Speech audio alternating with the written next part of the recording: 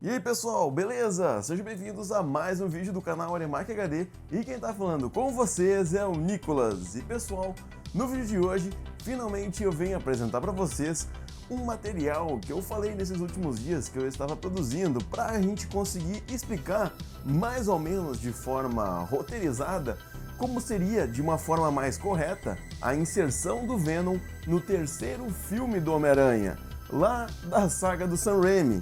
E se esse vídeo tiver um bom feedback, eu vou concluir a história, colocando sim a batalha final com muito mais detalhes, explicando melhor como toda essa história poderia terminar, como é que podia dar essa amarração final em todos esses acontecimentos. Mas tudo isso só depende aí de você. E pessoal, mais uma coisa, antes de começar a falar sobre o assunto do vídeo de hoje, eu queria pedir para você aí me seguir lá no Instagram para conferir as outras coisas que eu posto, além dos vídeos aqui no YouTube. Nem sempre é alguma coisa a ver com Homem-Aranha, Marvel, alguma coisa da cultura pop. Mas eu tenho certeza que você aí vai gostar bastante, então me segue lá! Homem-Aranha 3, um filme que, mesmo depois de muitos anos, ainda acaba dividindo inúmeros fãs, apontando lados bons e lados ruins do filme. Mas a gente sabe que, tanto positivamente quanto negativamente, esse filme tem as suas peculiaridades. No entanto, para a crítica do Hot Tomatoes, ele é um dos piores filmes da trilogia, pelo menos segundo críticos e alguma parcela de fãs aí.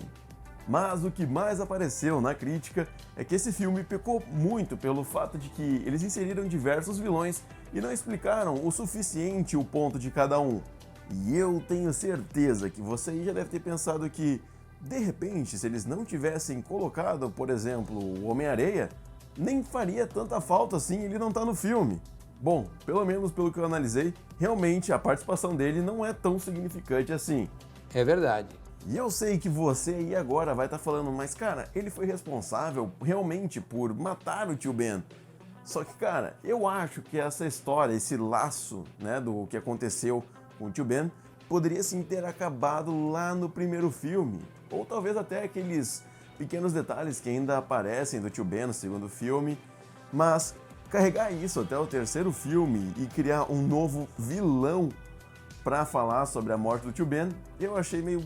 Cara, tá bom, chega, não precisa mais ficar falando do tio Ben. Enfim, pessoal, agora eu vou contextualizar pra vocês alguns fatos que eu levei em conta para começar essa narrativa do terceiro filme. E para isso, eu preciso que você aí lembre de alguns pontos bem marcantes na trilogia. E um dos principais fatores que no futuro vai ocasionar o encontro do Venom com o Homem-Aranha começa no segundo filme do Cabeça de Teia. Vocês lembram do evento no planetário? Quando o Peter acaba conhecendo o filho do Jameson e que ele é um astronauta. E ali acaba também tendo o momento do Peter acabar descobrindo que a Mary Jane tá com o filho do Jameson. E ele entra naquele conflito com ele mesmo de será que eu vou ser o Homem-Aranha ou eu sigo a minha vida normal aqui, fingindo que eu não sou um herói? Tanto que isso até ocasiona na perda dos poderes dele. Mas esse detalhe do filho do Jameson é que a gente tem que levar em conta. Então, o filme vai passando e a gente já pula logo pro final, naquele momento em que o filho do Jameson tá esperando a Mary Jane no altar e ela acaba dando o maior bolo no cara, deixando ele plantado, juntamente com os convidados, tudo esperando, e apenas manda um bilhetinho para avisar que ela desistiu, que ela não queria mais casar com ele. E daí, a gente tem um close bem na cara dele, tipo, mano, por que você tá fazendo isso comigo, mano? Sacanagem. E daí nós temos toda aquela cena da Mary Jane correndo até o apartamento do Peter, os dois se veem, eles se beijam, e daí termina com uma das cenas mais bonitas do Homem-Aranha em final de filme. Sabe aquelas cenas dele se balançando pela cidade? Enfim, esse filme tem uma das melhores. Mas o que esse fato do filho do Jameson aí no final pode implicar para consequências futuras? Então, logo após esse término, numa atitude de raiva, ele acaba adiantando uma viagem que ele faria de exploração a um lugar totalmente novo no espaço. Algo que, como ele já tinha ganhado vários prêmios e várias notoriedades nessa área de astronauta, a indústria resolveu então validar o pedido dele e deixar que ele fosse para essa viagem. O tipo de viagem que, quando o Jameson acabou sabendo, a cabeça dele foi a loucura, porque o nível de orgulho dele pelo filho foi lá para cima. Tipo, o meu filho vai ser responsável por uma expedição espacial que ninguém nunca fez antes. Então imagina como o Jameson não estava com a cabeça a mil. E assim se iniciaria o terceiro filme do Homem-Aranha.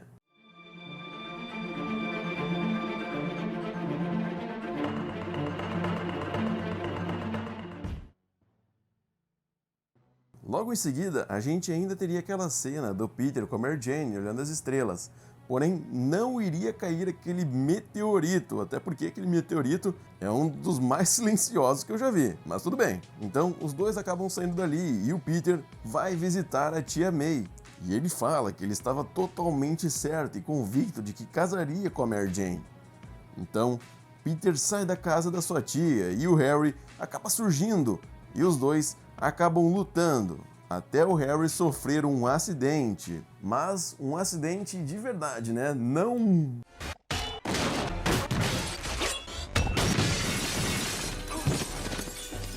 Então, o Peter acaba levando o corpo do Harry ao pronto-socorro mais próximo. Então, uma tela preta começa a se formar e acaba avançando para uma cena lá no Clarim Diário, onde mostrava que, dias depois, aparecia um jovem empolgado com uma pasta cheia de fotos. Esse cara era Ed Brock.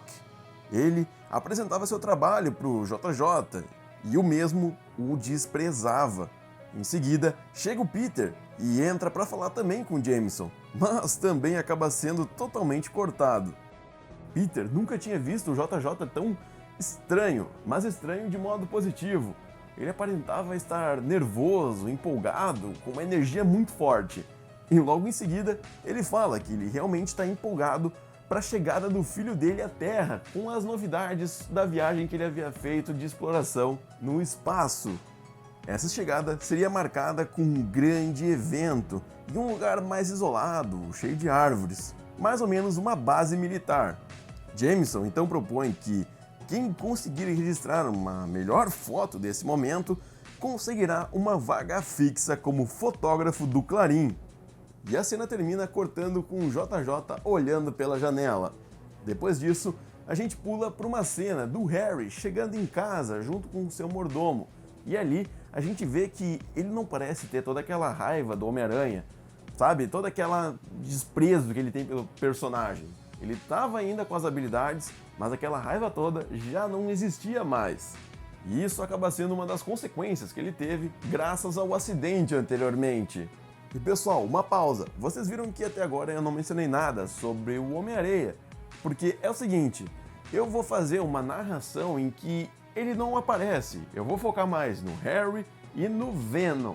Então não estranhe se vocês não verem o Flint Marko por aqui. Agora, finalmente chegou o grande dia do pouso da nave do filho do Jameson novamente na Terra. Peter e Ed estão lá de prontidão, totalmente focados para não perder nenhum detalhe. De repente, a nave começa a tremer e parece que o filho de Jameson não tem mais o controle de pouso dela. Então, diversos pedaços acabam soltando e caindo para todo lado. O Peter sai correndo e veste seu uniforme de Homem-Aranha para salvar o filho do Jameson. Mas então, Brock acaba vendo um vulto de alguém se balançando pelas árvores e acaba seguindo aquele personagem. Chegando no local onde estava esse vulto, há vários destroços da nave. E ao meio de tudo isso, é de ver o Aranha retirando o filho do Jameson de um pedaço da nave. E sabendo que o JJ odeia o Homem-Aranha, ele aproveita para iniciar ali uma das suas fotografias para futuramente fazer montagens para incriminar o Homem-Aranha. Então, a cena corta e em seguida é mostrado o Peter no seu apartamento, se sentindo meio estranho, como se estivesse febril. Ele não estava sentindo que ele estava 100% como ele normalmente se sentia. Algo que ele não sentia mesmo depois de enfrentar os vilões. Algo totalmente novo. Ele então vai ao médico, mas nada é encontrado. Tudo aponta para uma saúde perfeita. Então, o Peter sai da consulta, vai para o seu apartamento novamente, pega uma pasta e em seguida entra em um táxi para mostrar o que ele registrou lá pro Jameson e ver o que ele acha. Então, no Clarim, o Peter apresenta as fotos e o Jameson não aceita e diz que tá tudo um lixo. E o Ed chega logo em seguida do Jameson dar esse esporro no Peter, até parecendo que ele estava ao fundo, cuidando cada detalhe e vendo o que ia acontecer com a apresentação do Peter. E com a convicção de que tudo ia dar certo com o projeto dele, ele apresenta. E o Jameson ainda dá esporro, falando que ninguém ali sabe tirar foto decente e estão inventando baboseira para apresentar para ele. Lixo, lixo, super lixo. Dou 200 por elas. Mas agora acontece uma virada na situação. O Ed puxa de dentro do seu casaco um outro envelope, onde continha outros materiais, e ele diz que: Jameson, isso aqui pode ser ainda mais interessante do que aquele evento do seu filho. Eu acho que você vai gostar de ver isso. Jameson olha pra cima, pra baixo e diz: bom, o que eu tenho a perder, né? Me passa isso aqui. E ali continham imagens do Aranha sabotando a nave do filho do Jameson. E ali apontando que ele era o culpado do acidente. E também culpado pelo seu filho estar até agora no hospital. Peter de repente joga Ed na parede e então quebra um quadro com uma edição de capa que ele mesmo já tinha feito anos atrás, mostrando ali que o Peter que a gente conhece estava quebrado, não era mais o que a gente conhecia. Peter então grita que o Ed está mentindo e que ele pode provar tudo isso. E em um ato de desespero, Parker começa a mexer em vários jornais, pilhas e pilhas de jornais antigos que se encontravam no canto da sala. E ali ele encontra cada pedaço que foi feito na montagem do Ed, desde destroços antigos, pedaços de materiais de construção daquelas obras de prédio e uma cena do Homem-Aranha salvando uma pessoa, e ele fez com que aquilo mostrasse o Peter sabotando a nave. Então, o Peter joga todos esses jornais em cima da mesa e sai. Ao sair do Clarim Diário, a Mary Jane acaba ligando para o Peter, lembrando ele que naquela noite eles teriam um encontro meio diferente, porque ela queria que o Peter visse a apresentação dela naquele clube de jazz. O Peter diz que é uma ótima escolha, até porque o dia dele estava sendo bem ruim e que ele precisava espairecer um pouco. Chegando à noite, o Peter chega lá, senta numa mesa e os dois começam a conversar. De repente, a Mary Jane é chamada para subir no palco para cantar umas das suas músicas. Porém, no momento em que ela se dirige ao palco, um cara acaba parando ela, puxando pelo braço e meio que começa a flertar com ela. Ela empurra, diz que não, que ela está acompanhada, mas o cara não liga. E o Peter, já com aquela raiva do começo do dia, acaba vendo isso e pula para cima do cara. Os dois começam a brigar e acabam vindo os outros seguranças para tentar separar os dois. Vem um, vem outro, ele acaba batendo em todo mundo, jogando pessoas para todos os lados. Até o momento em que a Mary Jane pensa em separar o Peter do meio de todo aquele pessoal, porque ela sabe que o Peter, se perder o controle, vai dar um problema muito maior. Então, ela vai lá, segura o braço do Peter e ele acaba dando um tapa muito forte nela, que a derruba no chão. E daí, a câmera fecha no rosto dela e ela fala: "Quem é você? Eu nunca vi você desse jeito. Você não é o Peter que eu conheço." A câmera então corta para o rosto do Peter e mostra ele ofegante, com os olhos arregalados, e ele dizendo que nem ele mais reconhece o que está acontecendo com ele. E agora nós temos uma cena que lembra muito lá Homem-Aranha 2, quando o Peter veste seu uniforme e fica se balançando pela cidade. Aquele momento em que ele fica reflexivo sobre as suas atitudes. Então começa a chover muito forte e ele acaba indo parar no topo de uma igreja e fica lá sentado. De repente, ele começa a sentir um certo enjoo, um desconforto muito grande e acaba caindo. Nesse momento, uma espécie de gosma preta começa a dominar o seu corpo. Cada pedaço onde tem o traje acaba ficando um uniforme negro. Agora, o uniforme tinha teias prateadas e uma textura muito mais sombria. Porém, no momento em que tudo isso termina, o Peter acaba sentindo um prazer muito grande, uma sensação de que ele pode fazer qualquer coisa, até parecendo que seus poderes aumentaram. Então, a cena vai escurecendo e voltamos para o apartamento do Peter. Depois de tudo que aconteceu e de vários pensamentos, ele lembra do que o Ed fez com ele, como ele queria incriminar todo o heroísmo que o Peter sempre se matava para fazer o melhor possível, e alguém vai lá e acaba fazendo a maior mentira. Então, Parker lembra do acidente no prédio em que o Brock estava lá embaixo fotografando. E lembra que quando a Gwen desceu e ele falou com ela, ela passou meio que reto por ele, nem deu bola, foi direto falar com o pai dela. E ali ele percebeu que realmente a Gwen não estava nem ligando pro Ed, mas que ele era sim apaixonado por ela. E agora, com o simbionte totalmente manifestado no Peter, ele decidiu levar essa vingança contra o Ed mais pra frente. Então o Peter convida a Gwen para sair, para jantar. E o Ed, como era louco pela Gwen, acaba perseguindo os dois de longe, tentando descobrir com quem a Gwen tá saindo. Mas ele não consegue descobrir logo de primeira. E aí, ele acaba sentando em um banco do outro lado da rua, onde está esse restaurante, e fica esperando para ver quem é o cara.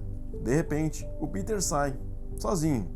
Ed o enfrenta e durante o empurra-empurra, o Peter acaba acertando um soco em Brock e ele apaga no chão. Peter então sai caminhando, se sentindo orgulhoso do que fez.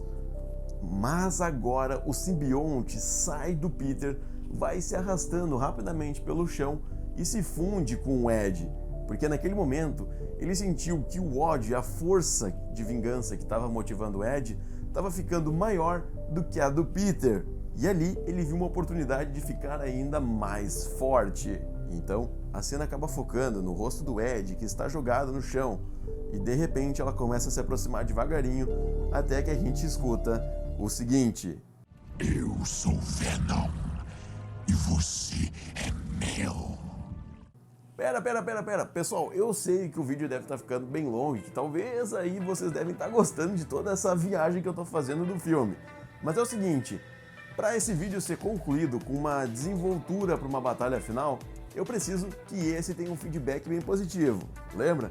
Então, o vídeo vai terminando por aqui e eu espero que vocês tenham gostado dessa outra visão dos fatos em Homem-Aranha 3. Então não esquece de comentar aqui embaixo o que você achou de tudo isso até agora. E se você quer a batalha final dessa história. Não esquece de se inscrever no canal caso você ainda não seja inscrito e de deixar aquele gostei para fortalecer o vídeo, porque senão o YouTube vai entender que esse conteúdo não é muito relevante para você e é bem possível que ele não envie os próximos vídeos. Então capricha no like. Então, eu acho que é isso, pessoal. Eu vejo vocês num próximo vídeo. Um forte abraço e valeu!